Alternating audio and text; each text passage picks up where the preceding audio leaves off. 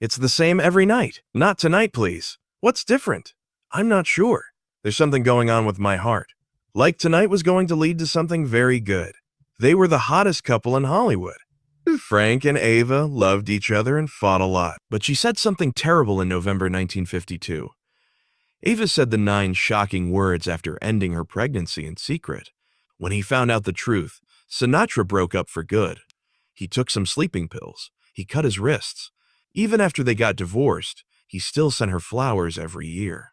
But those 9 mean words stood in the way like a wall they couldn't get over. She was born in Grabtown, North Carolina on Christmas Eve, 1922. She didn't like having Jesus on her birthday. She wrote later, "I didn't forgive the Lord for that, for a long time." She was the 7th child and the youngest. Her father, Jonas, was 44 years old and her mother, Molly, was 39. They weren't rich, but they were doing pretty well for the area. Jonas had a farm with tobacco and cotton, a sawmill, and even a country shop. There was a lot of space in their house. It still didn't have power, running water, or even plumbing inside. Ava went to the Baptist church as a child. Her dad had donated wood and worked to help build it. She walked around barefoot in the farm fields as a child and helped with tobacco from the time she could stand. She worked late into the night with her father to dry tobacco leaves. She saved her one pair of shoes for important events.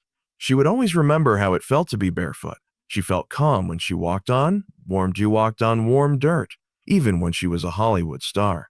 But those first few years were tough. They lost everything when the crops failed and the boll weevil came.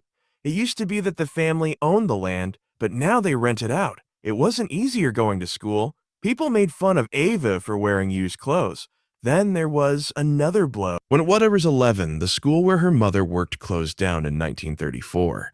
She moved to Virginia with her family and started a boarding house, but her dad got sick. Ava went to see him at Riverside Hospital every day after school. She told him about the news, mostly about President Roosevelt. Jonas never said anything bad, but his health kept getting worse. He died of bronchitis on March 26, 1938. Was 15 years old. His death broke her heart. It took her years to fully understand the loss.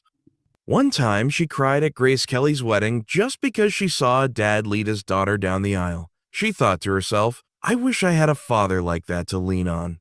Eva and her mom went back to North Carolina after the funeral. Molly had another place for people to stay. Eva tried to keep her mind on the future. Her high school years were over in 1939, and she went to Atlantic Christian College. She learned how to type, do shorthand, and write for business. She wanted to work as a secretary. For a poor girl with no ties, it was a good job. She had no idea she could be an actress.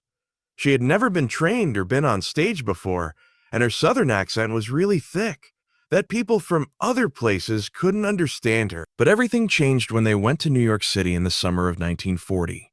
She went to see Bappy, her bigger sister. Larry Tarr, who was married to Bappy, was a skilled photographer.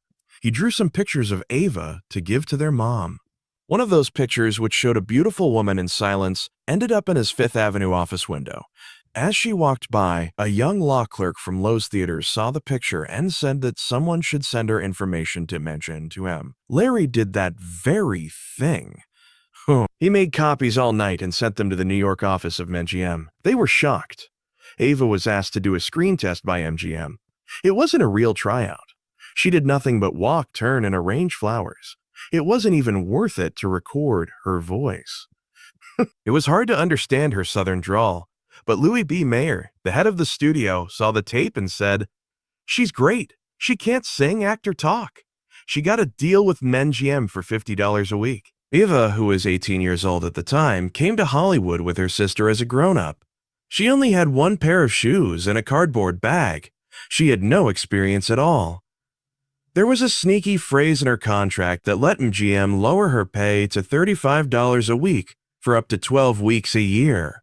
A studio executive named George Sidney called her a good piece of merchandise. In that way, they saw her, not as a person, but as a thing. Ava was in 17 movies between 1942 and 1945. Not many of her jobs stood out. She had one line some days and none others. She was girls at parties, dancers, socialites, and extras on the street. She told me later that I was wallpaper. At the same time, MGM sent her to a lot of picture shoots.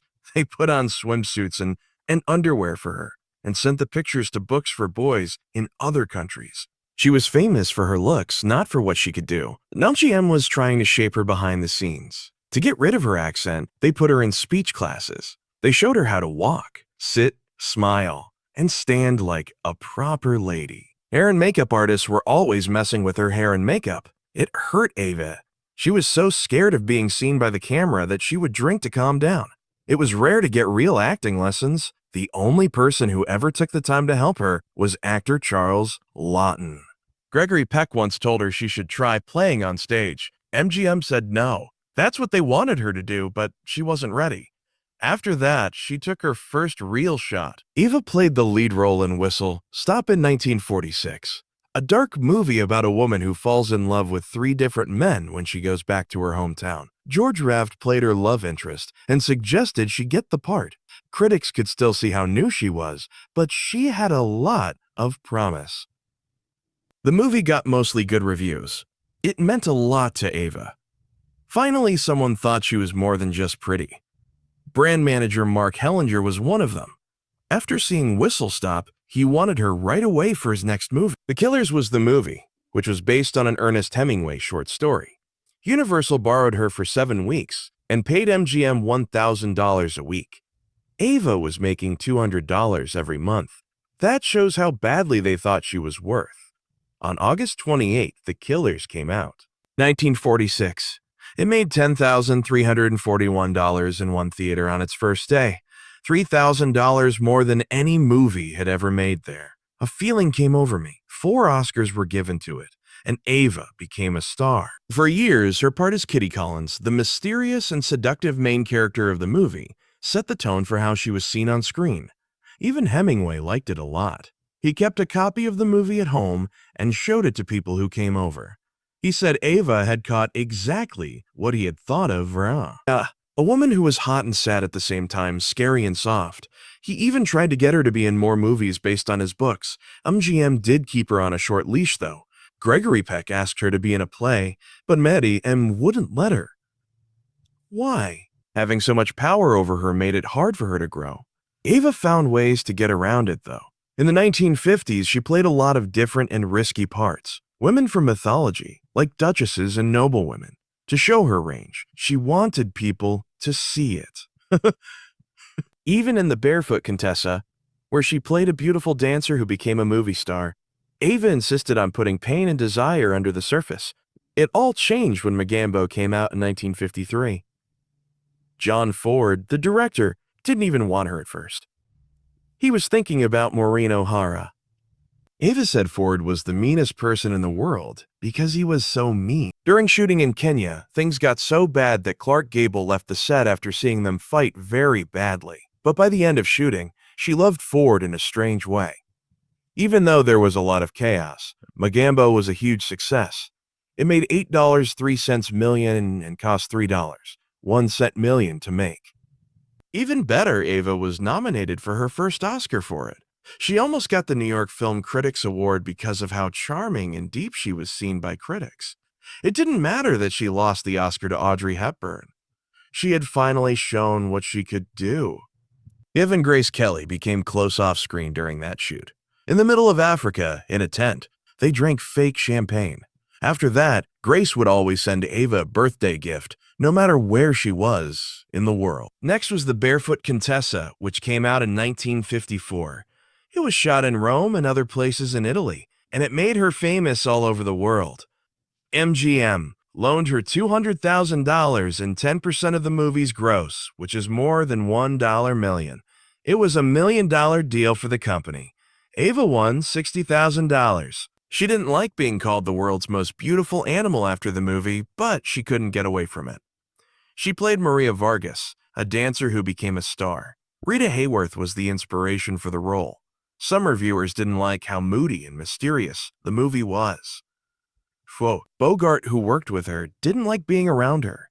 He said she didn't give him any ideas, and that he would even mess up lines to make them have to be retaken. Eva knew the truth, though. It wasn't his show, it was hers. Even though there was tension, Contessa had friends. Francois Truffaut, a French director, liked it. This gave Fellini ideas for his movies. For The Good Life, Ava's hot but broken performance set the standard for a new type of female star. Yes, it was glamorous, but it was also painful, real, and human. In 1956, after 2 years, she worked with George Cukor on Bhuwani Junction. This time, she wasn't just a pretty princess or beauty queen. Her name was Victoria Jones, an Indian and English woman who is stuck between two societies, love and war. The huge price for the movie was $3, $6 million, and some of it was shot in Lahore, Pakistan. It was very hard, very hot, very hectic, and very hard on the emotions, but the part pushed her further than anything else. She told him that this was one of the few times she really felt like she understood a part. Cukor saw something that no one else did. After that, he wrote to her, "No matter how many times I show this or that, I never get tired of it. It gets deeper the more I look at it." The critics agreed. Newsweek said she was surprisingly good at what she did. The New York Times said that she had a wide range of strong emotions. Cukor said she was difficult, smart, pessimistic, desperate, and attractive. He said that she was a very interesting creature. And in a moment that she will never forget, he gave her the highest praise. Ava is a gentleman. While this was going on, Ava Gardner was dating different guys. It all began in 1941. Mickey Rooney was the biggest star in America at the time that Ava Gardner met him. Dorothy Gardner had just moved to Hollywood. She saw him dressed as Carmen Miranda for a movie on her second day at MGM Studios. She was tall, and he was short. He was 21 years old and made $5,000 a week. In present money, more than $90,000. He was also crazy about it. For 2 weeks, he called her every night. She agreed to dinner, but only if her sister could come. He wasn't sneaky, though. Mickey was loud, funny, and always putting on a show. He sent gifts. He showed up. He looked for a diamond ring everywhere and finally gave her a 6-carat diamond ring. It was said that America's favorite boy next door was set on marrying this new shy beauty. He really meant it. He told his friends, "No matter what, I'm going to marry her." Ava was 19 years old. She grew up in a small town in North Carolina. She hadn't been with anyone before and didn't care about being famous. Mickey, on the other hand, was eager to get everything. MGM didn't like the thought, though. If their golden boy gets married, it could hurt ticket sales. That's why they had to get permission from Louis B. Mayer, the head of the company. He said yes, but only if the wedding wasn't noisy. They got married in a small church in California on January 10, 1942. Ava wore a blue suit with flowers on it. There will be no dream wedding without the white dress. Schronitzer. In the end, MGM set up fake pictures to make the wedding look perfect. It wasn't, though. The trouble began right away. Mickey,